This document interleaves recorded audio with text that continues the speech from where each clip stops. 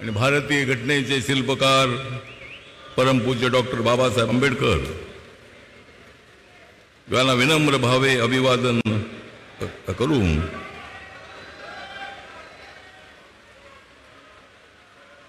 माननीय उद्धवजी, आपले आता या महाराष्ट्रामध्ये चालणार नाहीत नखरे.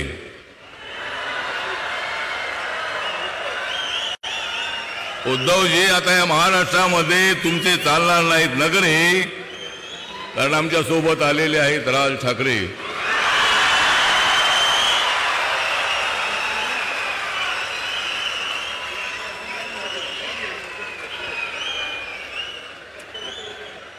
काँग्रेस आणि राष्ट्रवादीला आयुष्यभर विरोध करत आले आदरणीय बाळासाहेब ठाकरे.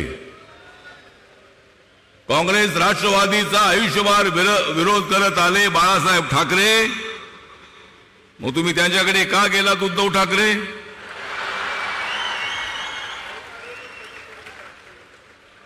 या महाराष्ट्रामध्ये, देशामध्ये हा निवडणुकीचा उत्सव, लोकशाहीचा उत्सव आपण साजरा करतो आहोत. या देशामध्ये बाबासाहेब आंबेडकरांचं संविधान मजबूत आहे. या देशाचे पंतप्रधान नरेंद्र मोदीजी मजबूत आहेत. या महाराष्ट्रामध्ये एकनाथ शिंदे, देवेंद्र फडणवीस, अजित दादा, राज ठाकरे यांनी हा पट्ट्या, आम्ही सर्वजण मजबूत आहोत.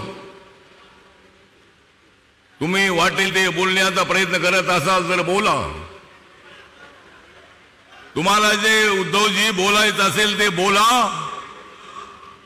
पण 4 तारखेला आम्हीच तुम्हाला देणार आहोत जबरदस्त टोला.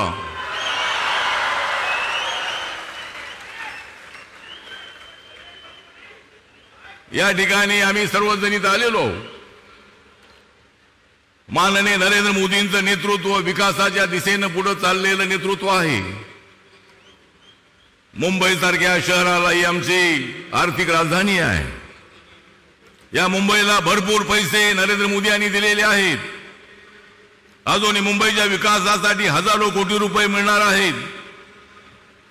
मी तुम्हाला सांगतो की मुंबईला तोडण्याचा कोणाचाही डाव नाही.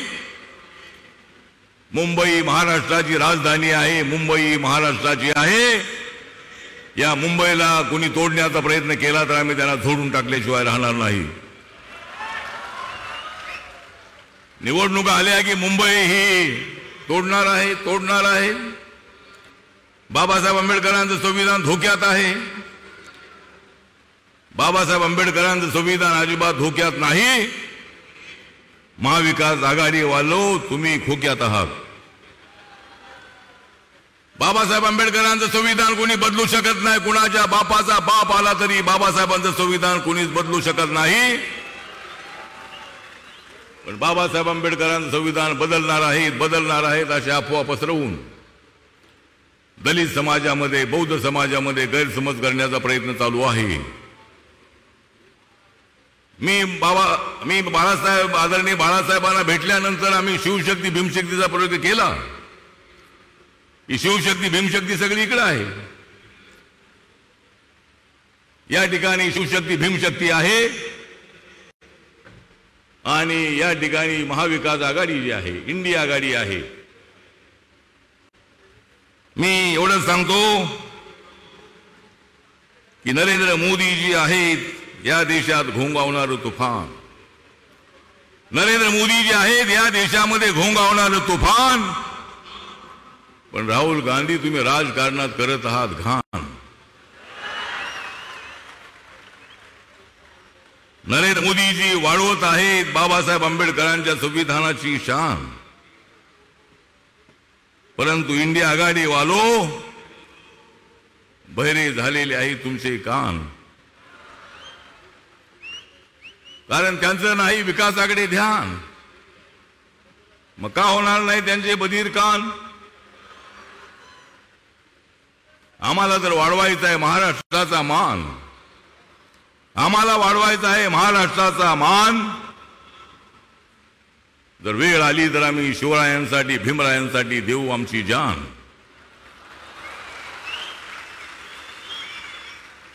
तर आज मोदी साहेब थोड्याच वेळात या ठिकाणी येणार आहे. माझा रिपब्लिकन पक्ष, माझी भीमशक्ती ही मोठ्या संख्येनं महाराष्ट्रामध्ये महाविकास आघाडीच्या विरोधामध्ये आणि महायुतीला पाठिंबा देण्यासाठी माझा वस्ती वस्तीतला माणूस उभा आहे. हा निळगणा, हा जो एकत्र आलेला आहे भगवानी निळा, एकत्र आलेला आहे भगवानी निळा, त्यामुळे त्यांच्या पोटात उठलेला आहे गोळा. उठू द्या, त्यांच्या पोटात काय उठायचं असेल ते उठू द्या, पण आम्हाला महाराष्ट्राचा विकास करायचा आहे, मुंबईचा विकास करायचा आहे. आपले 6 उमेदवार मुंबईचे निवडून आणायचे आहेत. माननीय उद्धव ठाकरेजी म्हणतायत की मला पंतप्रधान बनायचं आहे. तिकडे जाऊन कसे बनणार तुम्ही? कोण बनवणार तुम्हाला? पण आता प्रत्येक त्या इंडिया आघाडीमधल्या प्रत्येक पक्षाचा नेता म्हणतोय मला पंतप्रधान बनायचं आहे.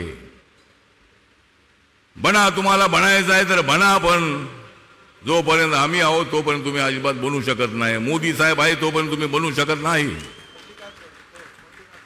आणि म्हणून या ठिकाणी मी जास्त वेळ घेणार नाही. बरेच वक्ते बोलणार आहेत.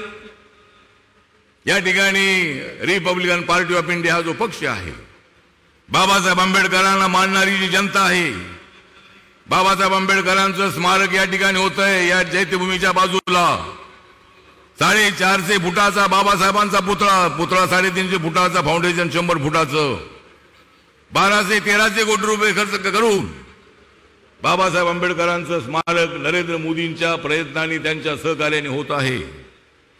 लंडनमध्ये देवेंद्रजी मुख्यमंत्री असताना त्या ठिकाणी 41 कोटीला बाबासाहेब आंबेडकरांचं राहतं घर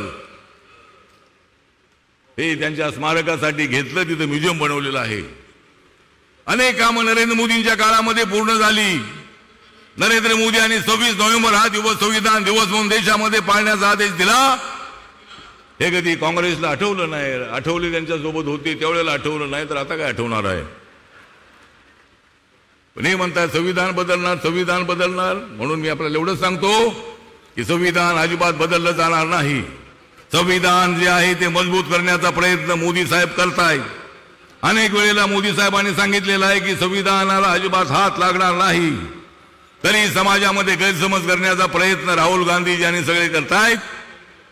म्हणून आपण सर्वांनी शांत डोक्याने विचार करायचा आहे आणि आपण महाराष्ट्रामध्ये महायुतीच्या उमेदवारांना, मुंबईमध्ये महायुतीच्या उमेदवारांना आपण पाठिंबा द्यावा, अशा पद्धतीचं आपल्याला आवाहन करतो आणि माझे 2 शब्द संपवतो. जय भीम, जय भारत, जय महाराष्ट्र.